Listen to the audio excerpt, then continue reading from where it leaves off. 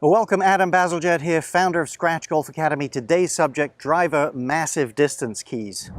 So driver massive distance keys. Listen, there's several factors to distance. Solid hit, hitting a little up on it. Today though, club head speed. Show you how the backswing and the downswing have to look a lot different, and I'll give you some drills to work on it. If you liked the video, please subscribe to the YouTube channel. ScratchGolfAcademy.com is my home website where we offer full courses in every aspect of the game there. So one of the best in the business, Adam Scott, and he does what all great players do to one degree or another, and that is if you look at their backswing, just look at where he is, say, there with the golf club, and now look at where it is in the way down. Look how much closer it is to him coming down. In other words, his arc is much narrower coming down than it was going back. Now, why is this important? Well, certainly it creates a lot of angles there that you can really uncork and smash the ball with. Secondly, there's a law of physics called moment of inertia, and that states that the more there's weight distributed away from the center, or the wider that swing gets, if you like, the more resistance to speed. A tightrope walker would be an interesting example. You may wonder, why is this guy at the top of the World Trade Centers? That's another matter. But why does he have this huge long pole? All it does is put weight out away from him. He's in the center. So he resists toppling, or he resists rotation of his body. That's not what we want in golf. We want as much speed and lack of resistance as possible. So we want that club to go from wide out there to narrow in here so we can really hit it. Most players aren't really wide enough going back, and they're too wide coming down. We'll talk about why. So why is this so typical to do the opposite pattern, if you like, among everyday golfers? I think a couple of thoughts. Number one, most people take the club away too much. They move the club head and they use their hands and arms, and they don't get everything working together enough. And then when they get to the top, typically they've overswung the club for their body motion. They've lost space because they've done that. And so the instinct is to catch the club up to the body, but really even more than that, people's instincts to create speed and drive and thrust the club towards the ball are so strong that inevitably this narrow backswing turns into an exceptionally wide downswing and their patterns reverse. Let's have a look at a great player who does it well going back, then we'll flesh this out and give you some things to work on. So brand new Masters champion Tiger Woods, what a performance. Just watch his chest and arms, everything moving together. Look how the club stays in front of him there, doesn't whip behind his hands. And as he approaches the top of that backswing, notice that the space between his forearms is very, very consistent. That is a sure way to maintain your width and add structure. Front view, pivot beautifully, allowing his arms to raise off the ground, but he does it, here's what I like about it, he does it with great structure, but there's a certain softness and flow in it. Just a fantastic combination. If you're looking to smash it by your buddies, you probably are if you're watching this video. I've got a whole free course for you. Just go to the description box below the video anytime to pick it up. All right, let's look at how you can get that into your backswing. Now, you've got to have a decent pivot because that's the engine that'll move your arms if you do it properly. So put a driver behind your back, something long, and when you make your pivot here, you should notice that this right side gets a lot higher. It goes up. Now, certainly there's some turn. My shoulder's going around me too. But what I'm sensing here is a real lengthening of the right rib cage and right side. And that's the vehicle that's going to take my arms up away from me a little bit. So practice that with a pivot first. And with the arms, there's two tips I'd give you. Number one, keep a little pressure between your forearms as you go back. Almost invariably, when people overuse their arms and snatch the club back, their elbows begin to spread apart. That allows them to lose width. So keep some pressure.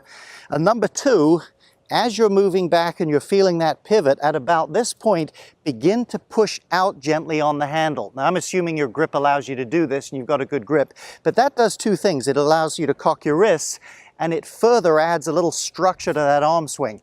So you've got your engine working it up there, that's your pivot, little structure in the arms, and I've got that nice little hinge, and as I do that, I can really hoist them into position as we saw the pro do. Okay, now for the downswing. Now here's a little tool I give to students in golf lessons. Just watch what happens as I do this. You see the back end of this recoil towards my back shoulder there like that? That's what we're trying to get the golf club to do. And what this demonstrates, because you can't control this, it's so soft, is you don't have to figure out how to do this. It should happen naturally if, and this is an enormous if you don't tighten up and thrust the club forward. So here's how I would recommend you feel it. Get away from the ball first. You can do this at home if you like. Get super soft with your wrists. Again, you need a grip that'll keep you mobile, and just play like it's that little object. I'm going to move a little towards the target and just let it bounce. and so on till I start to get the feel for it. Then do some shots on a small scale. Watch this. This is, I wouldn't want to be this soft when I actually hit, but this is how I'm going to feel this. Like that, till I can just pop that ball out there. Let me try one more time. Camp out with it on a small scale till you get the feeling of it. You may miss hit a few balls as you get started. There's the feeling. I'm ultra soft in those wrists. Like so. Now this has to be customized a little bit. I can do that, but I couldn't play good golf doing that. Let's look at a couple of pros, how they do it differently. We'll show you how you can customize this for yourself. So let's take two relative extremes. That's Charles Howell when he's a lot younger there. There's the wide, there's the super narrow look. Here's Tom Watson, 8-time major champion, by the way. Club's well off the screen there, but on the downswing, it's much closer to him, but it's nowhere near as loaded as Charles Howell's is. Look at the difference in the angle there between those two golf clubs. Now, why is that? Well, no doubts, Charles Howell's just a lot more flexible through the shoulders, wrists, and arms and whatnot than Tom Watson is. But also, you just have to find what works for you a little bit. I was showing you in that drill how I could do it a lot, but I didn't think I could play well if I did it too much. You have to play around till you get the amount you find you can get maximum distance for you, but still retain some kind of control. And may I say, for most people that need to add this in, I would consistently, every few weeks or so, go back in and play around with adding a little bit more in. You may find over 6 months or so, if you keep adding a bit in, you can make it work. Okay, so let's assume we've got a reasonably good backswing. We've started to develop some feel as to how to narrow the radius coming down.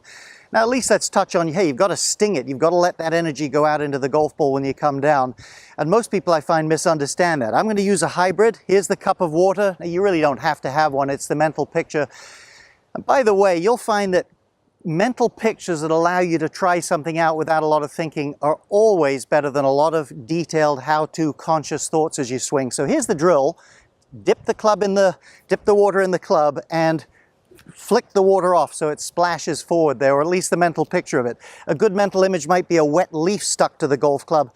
Listen, I'm telling you, most people, they pull way too hard, their shoulders and arms are going too fast, and it never allows for that transfer of energy to the golf club. You should be slowing down and stabilizing here, and as you go through, whip the energy out there like that. This too can be customized and should be. So once you've got a little feel for that, let me show you a couple of pros here, and you'll see how it's a bit different one to the next and how you can get it right for yourself. So Adam Scott and Fred Couples, let's see. Adam, again, as I said earlier, great driver of the ball, and as he goes through, he cracks the energy out to that club. But look at him mid-follow-through. Now watch Fred mid-follow-through. Again, nobody does it better than this guy, snapping the energy out to the golf club. But you'll notice at that point in the follow-through, Fred's got a lot more rehinge of his wrists, and he has a lot more resistance in his body. Adam has turned more, and everything's a little bit more one piece and together.